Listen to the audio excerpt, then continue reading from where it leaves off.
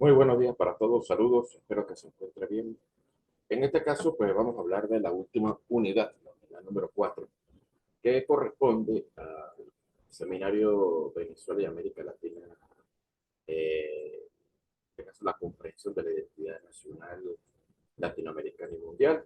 Y bueno, esta última unidad que habla sobre el proceso educativo en Venezuela y su recorrido sociohistórico. En este caso, esta presentación está dirigida a los participantes de la tercera corte de la maestría en Ciencia de la Educación de la Universidad Nacional Experimental Simón Rodríguez del núcleo La Grita. En este caso vamos a hablar sobre el sistema escolar venezolano y sus modalidades. Esto es importante que nosotros tengamos claro, ¿no? Hay ciertos antecedentes históricos que evidencian lo que es la evolución de la educación en Venezuela desde 1830 hasta 1870.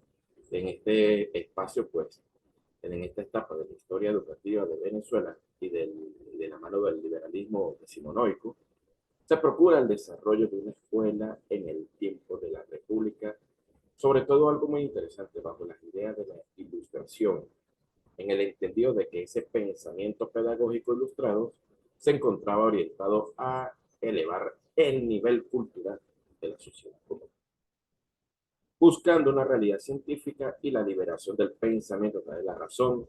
Las caracterizaciones principales de este pensamiento entró en la naturaleza como la razón, la igualdad y la libertad.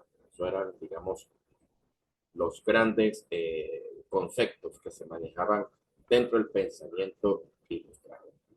En esta primera parte podemos decir que bajo una concepción educativa de la época partía la idea de una sociedad de igualdades sociales, políticas, y no fue sino hasta el año de 1854, cuando se promulgó la liberación del esclavo, que resaltó el sistema político que manejaba, en tal caso, la constitución para hacer de ella un traje a la medida.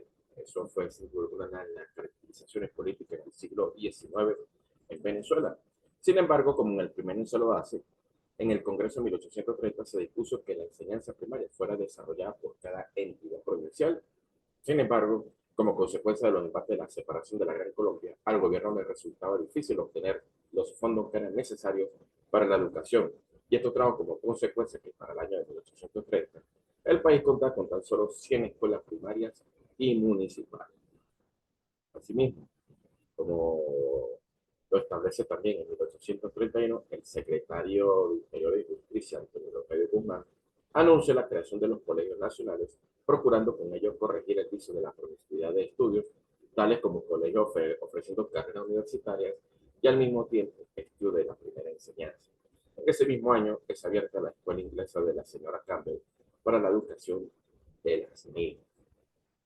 Eso pues, lo intelectual de la época, en este caso, observaba, si se quiere decir, la educación desde dos perspectivas, como un medio para la creación de los ciudadanos republicanos, ese sí, si se quiere, esa ha sido toda la propuesta, en este caso que se maneja, o que se ha manejado, y la educación como la vía más importante para el progreso a través de un proceso socializador.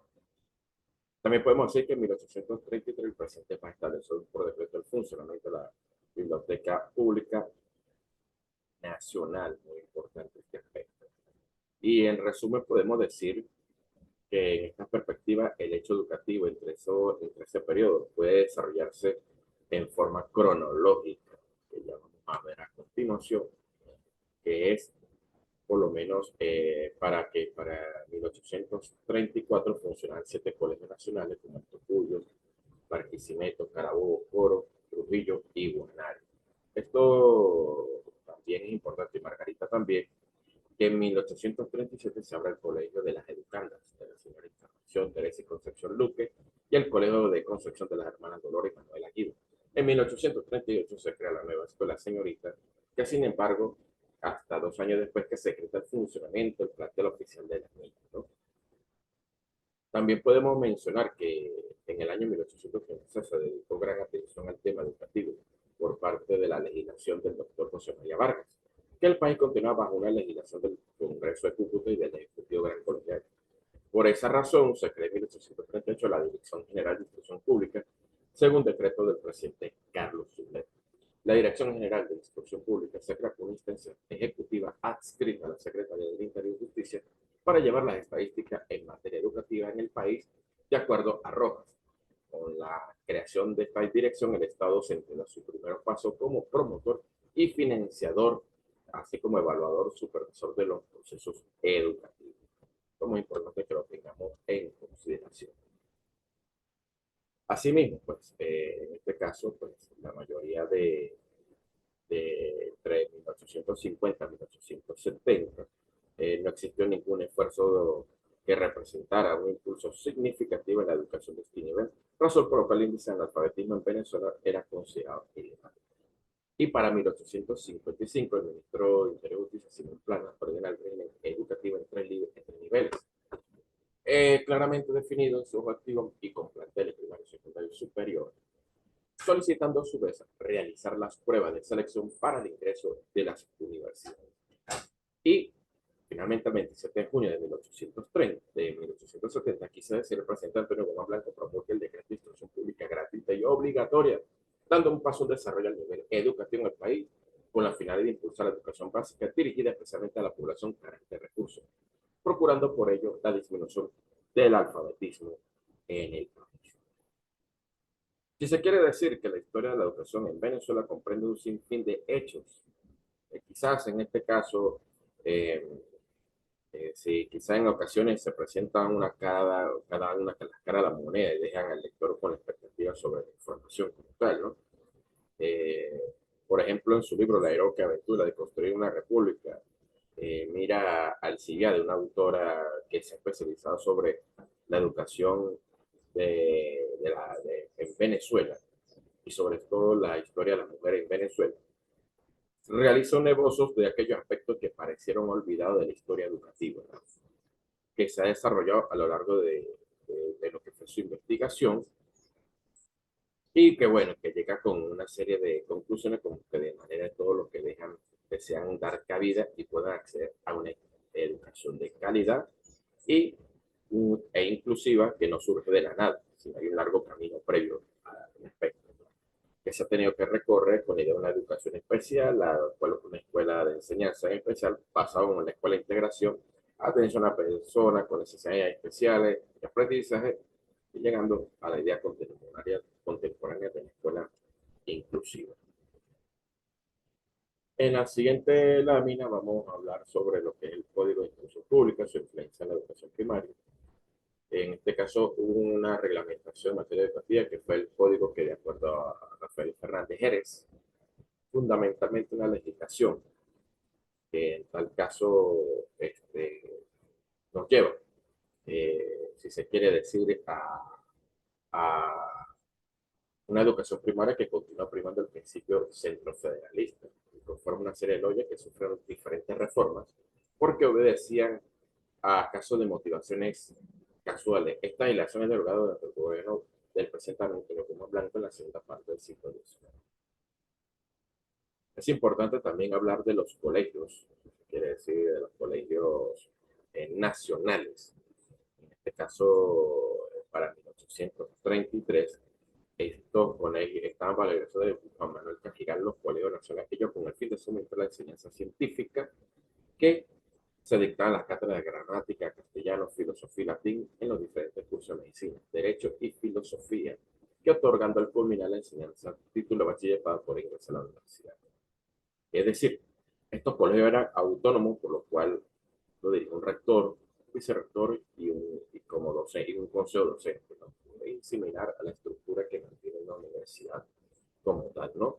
En su parte de legislativa, ¿no? En algunos de estos colegios estaban paralelamente la escuela de las primeras letras y ya el general Páez adoptó por decreto orgánico de los colegios nacionales, perfeccionando por el Código de Instrucción Pública que constaba de 15 leyes. Aquí hay un esbozo de cuáles fueron los primeros colegios que se crearon. El primero fue el de Carabobo, en 1833, seguido de Cumaná, Coro, Guayana, Guanare, Barquisimeto, Margarita, Trujillo, El Cotocuyo, Calabozo, Maracaibo y finalmente Libacea.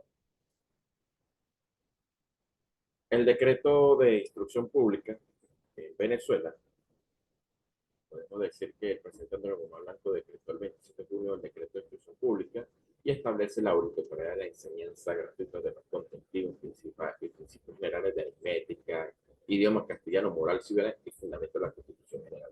Es decir, vinculándolo con el hecho de que la población conociera y se familiarizara con las leyes que regirían a través de la Carta Magna, regirían los destinos de la nación. Y eso era muy importante que lo conocieran para su cumplimiento. De la mano que este decreto se creó una Dirección Nacional de Instrucción Pública con juntas seccionales en los estados y un impuesto especial para la dotación de material de escuela. En este caso, pues, se fortalecieron los colegios nacionales, ahora llamados federales para la enseñanza de la educación. Aquí se habla sobre el proceso educativo de los actores en específico con discapacidad, agropecuaria, etcétera. El problema de la marginación y exclusión social de grupos vulnerables. Y una de las características de la sociedad incluyente es la apertura de la escuela a todas las poblaciones. Se quiere decir, pues, eh, equiparar oportunidades, reducir las barreras de la aprendizaje y atender la heterogeneidad y satisfacer las necesidades de todos los alumnos es un reto difícil de lograr, especialmente cuando insistimos en etiquetar, separar o distinguir, en este caso discriminar. Una sociedad democrática no de nombre, sino en práctica que haga sentir todos sus miembros a todos sus ciudadanos. Esto, pues también eso es muy importante, ¿no? Que nosotros manejemos con mucha pinza, con mucha claridad estos elementos. Las reformas educacionales en Venezuela, podemos decir que son los procesos de reforma educativa en Latinoamérica durante el siglo XX, que estuvieron marcados por ideas hegemónicas a nivel hemisférico y que transformaron los sistemas escolares en función del desarrollo social y económico. Ese desarrollo económico-social, utilizando el proceso de la reforma educativa, y para crear diferentes estrategias de enfoque. Por ejemplo, el ensayo del régimen semestre crédito fue un proyecto educativo implementado en el subsistema de educación media diversificada en Venezuela durante el periodo 1976-1986 en 32 institutos pilotos. Hubo, si se quiere decir, algunos problemas. Dentro de esos problemas, podemos decir la poca literatura especializada para hacer referencia al tema, posiblemente por el poco impacto que tuvo el desarrollo del sistema educativo. Sin embargo, en la mayoría de los institutos que se aplicó, este ensayo se pudo rastrear la trascendencia que tuvo el plan de estudio y la estrategia didáctica contemplada en el proyecto. También podemos decir que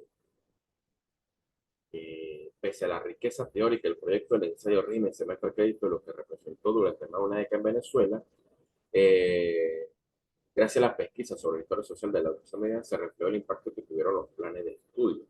Y esos planes, las estrategias didácticas y el régimen escolar del desempeño posterior de los egresados de institutos pilotos mencionados, como en el Liceo Rafael Illas Vicencio de Paz. La educación para el desarrollo. Esta es una teoría bastante interesante en la cual los países no industrializados debían intencionalmente encaminar esfuerzos a la modernización, en este caso de todos los elementos sociales de una nación, es decir, plantearse una transición desde un estadio caracterizado por elementos precapitalistas, preindustriales, rurales, religiosos, hacia un capitalista industrial, urbano y secular. Es por ello que en la década de los años 50, en el siglo XX, se citó la formulación teórica del concepto de modernización como correlato de la industrialización. Esto es, si se quiere decir, el proceso previo al desarrollo nacional. Asimismo, podemos decir que este proceso condujo a la aparición de rasgos importantes en la cultura educativa.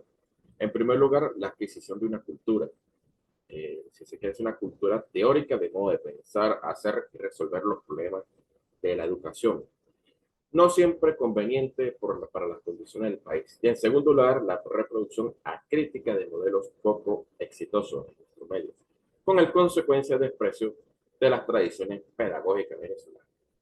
Por lo menos el Estado venezolano que recién empezó en enero de 1958, había reiniciado su proceso de democratización, asumió que enfoque como parte fundamental de las reformas que habían emprendido. Obviamente que esto tuvo, si se quiere decir, repercusión a, a nivel internacional, y esto pues se que logró que se instaurara el Instituto del Estado Democrático de Venezuela, la Oficina de Planeamiento Integral de la Educación Educal, en agosto de 1959. Y esta concepción de la modernización permaneció en la esencia del plan de la nación, y se quiere decir, elaborado entre 1975 a 1980.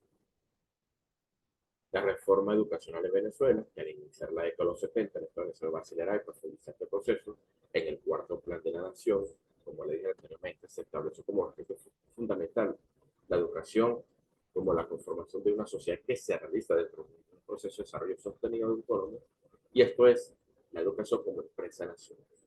Dentro de los aspectos que se critica es que no se vio resultado concreto en el desarrollo productivo nacional en el país, y que prácticamente ha sido algo constante en la historia de educación en Venezuela.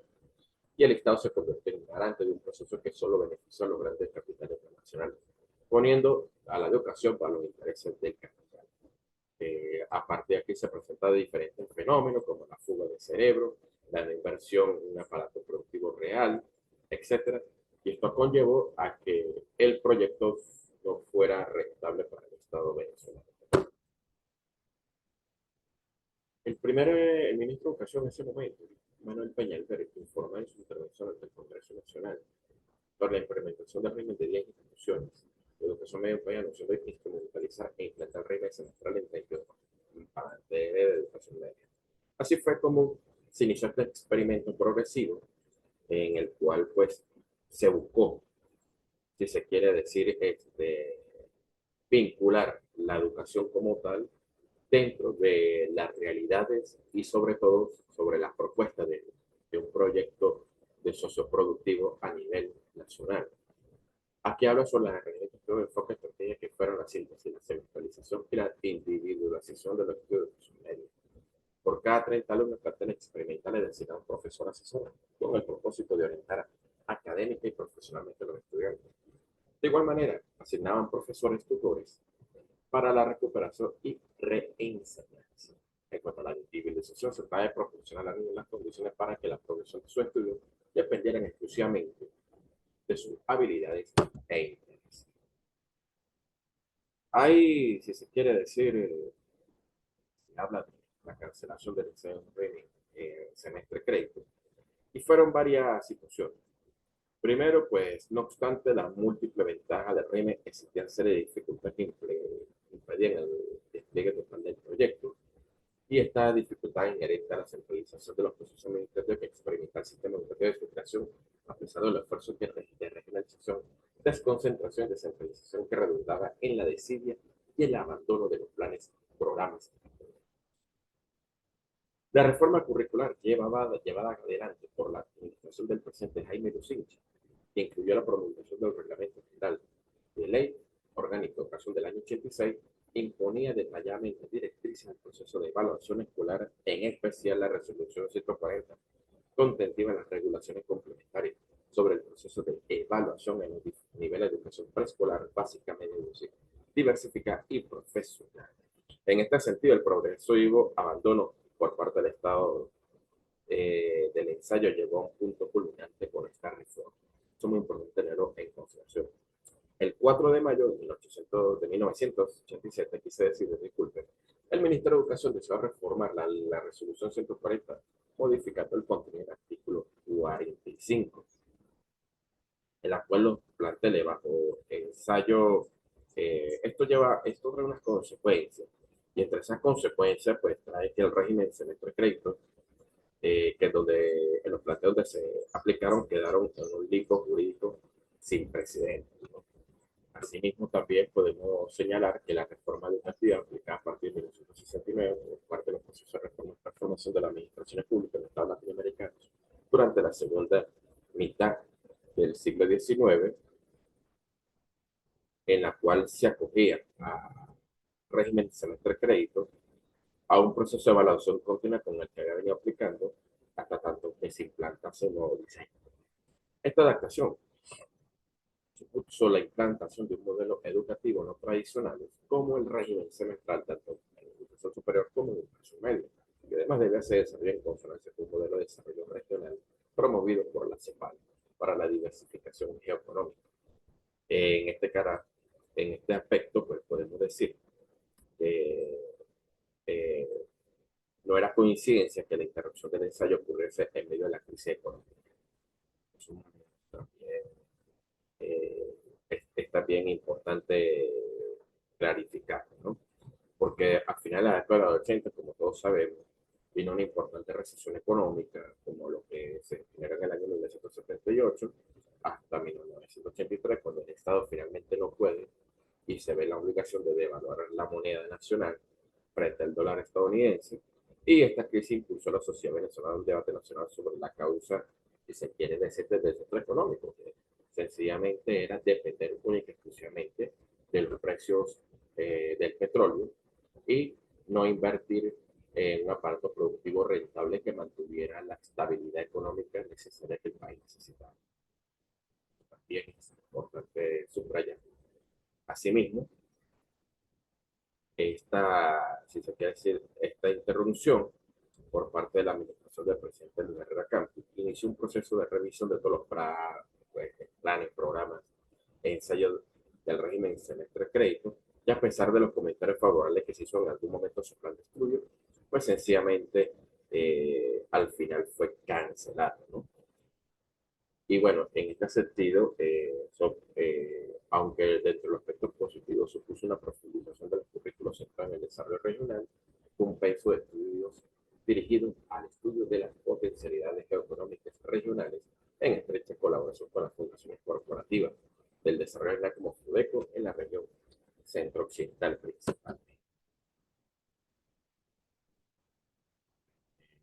En este caso, pues podemos hacer una serie de antecedentes históricos.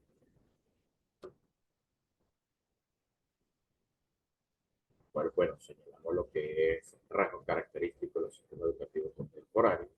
Exige el desarrollo de capacidades, pensamiento sistemático, trabajo en equipo, abstracción, aprende a experimentar, preparar los otros.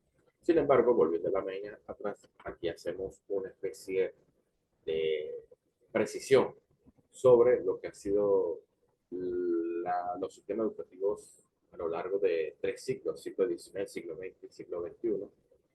Surge la concepción de la escuela como institución básica. La pedagogía, por otra parte, se originó también de la época antigua. El pensamiento pedagógico puede decirse que comenzó su desarrollo desde los propios albores de la humanidad. Surgen las denominadas escuelas para la enseñanza del conocimiento y basado en el pensamiento pedagógico que se generó en Grecia en el siglo XX. Ya hay un proceso de principio de organización de la educación con criterios sociales y económicos en todos los niveles. Se promueve la igualdad de oportunidades en la educación. Se aprecia más ampliamente la objetividad de la enseñanza, es decir, hacia dónde tiene que estar dirigida la enseñanza. El docente es ilustrado a los efectos de su perfeccionamiento cultural y educativo, valorando la personalidad del educando y la guía oportunamente para su desarrollo, y se estudia toda la influencia del contexto escolar sobre la educación. En los actuales momentos, se busca dentro de los objetivos últimos la formación integral del ser humano y busca intervenir en las dimensiones cognitivas, conocimiento, axiológicas, motoras, para mejorar la calidad de vida. Aquí ya lo explicamos, vamos para la otra lámina, problemas relevantes. En este caso, problemas relevantes, en el cual podemos señalar los análisis estadísticos sobre la evaluación de los aprendizajes de factores asociados del programa impulsado por el gobierno de América Latina, para reducir la desigualdad y observar un importante grado de inequidad, exclusión y discriminación en cuanto a oportunidad educativa que se concluye. Esto por lo menos se ve en forma parcial. Quizá uno de los que tiene un mayor avance en ese proceso de inclusión ha sido Venezuela, ¿no? En los últimos años, ¿no? Con sus debilidades, con sus problemas internos, sin embargo, de una u otra forma ha garantizado el acceso a la educación a muchas personas, ¿no? Han habido importantes progresos en el marco normativo y en el desarrollo de planes integrales. de largo plazo a favor de la educación, pero no son suficientes. Existen grandes desigualdades en función del origen socioeconómico, lugar de residencia y pertenencia cultural, no solo en el acceso, sino también la calidad de la atención educativa que se le ofrece, la desescolarización en la región como un problema crónico y la deserción escolar como otro local endémico de la región latinoamericana. Eso tiene que ver mucho con la minimización de la participación del Estado, ya que el Estado, en este caso en la Constitución Nacional, es el que garantiza lo que es el derecho a la educación, ¿no? En este caso, a partir de esta última eh, señalización, las Naciones Unidas han promovido diferentes convenciones y declaraciones para proteger los derechos de la colectividad minoritaria o de los que no han tenido acceso a la educación como tal.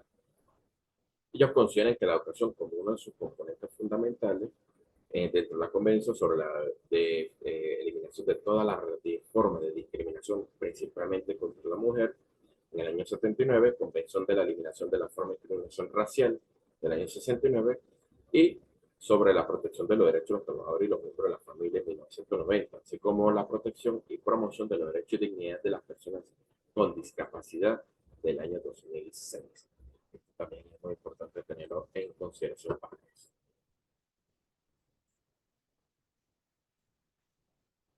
La educación como enfoque de los derechos humanos es la educación es un bien público, como ustedes saben, es un derecho fundamental que nadie puede estar excluido porque gracias a ello nos desarrollamos como personas y es posible también desarrollar la sociedad. La importancia del derecho de una educación radica en que hace posible el gozo de otros derechos, como el acceso a un empleo digno, a la participación política, pero a su vez este requiere hacer efectivo otros derechos, como la salud, alimentación, el derecho a la higiene. La consideración de la educación como derecho y no como un mero servicio a una mercancía exige un rol garante del Estado que tiene la obligación de respetarlo y asegurarlo, protegerlo con las consecuencias que serían su violación y derecho. En este caso, también podemos decir que la obligatoriedad y la gratuidad de la educación son las condiciones esenciales del derecho a la educación. ¿Por qué? Son dos condiciones esencialmente mencionadas en diferentes instrumentos de carácter internacional, como vimos en la anterior lámina, en la legislación de muchos países, y en los primeros como una obligatoria gratuidad que se establece solamente en la educación primaria, expresando que la educación secundaria, técnica y profesional debe ser generalizada y progresivamente gratuita. Si bien hay un amplio reconocimiento del derecho a la educación, tanto en el ámbito como en las legislaciones nacionales, este puede ser conseguido de una forma muy distinta en los diferentes actores y países, que en muchos casos, como mero acceso a la educación formal, concentrando los esfuerzos en aumentar la cobertura, en desmedro de la calidad de la educación y la distribución equitativa.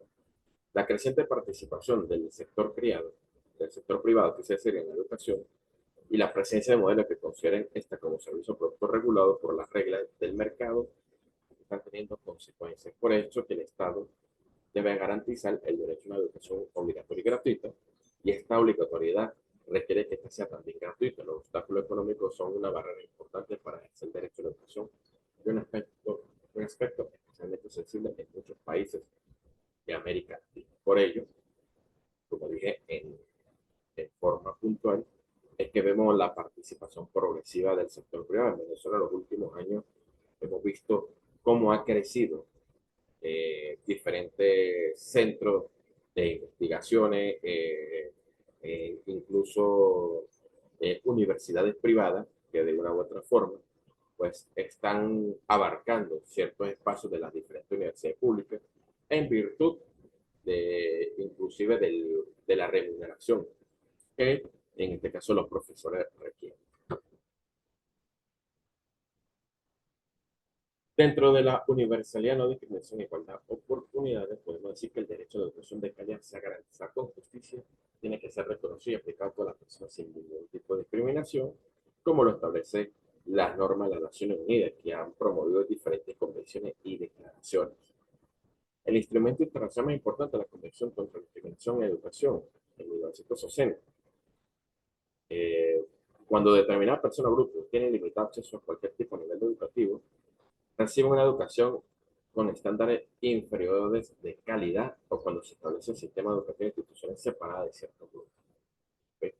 En este caso, pues también se habla sobre el derecho a la participación, el derecho al estatuto, una educación que incluya a todos y que se tiene que vincular con la propuesta de educación de calidad de la ORIAL UNESCO. Finalmente, podemos decir con esta disertación, con este pensamiento, la educación se rehace constantemente en la praxis para ser, tiene que estar siendo, eso lo decía Paulo Freire. Y finalmente, que tu único vicio sea seguir aprendiendo. En este caso, les agradezco a ustedes la atención dispensada. Revisen esta grabación para lo que va a ser ¿qué quiere decir su disertación para el día viernes, por favor, para que en este caso sigamos con lo que es la participación para todos ustedes y consolidación de este seminario que es obligatorio dentro de la ciencia de la educación. Muy buenos días a todos y que tengan una feliz jornada. Saludos para todos.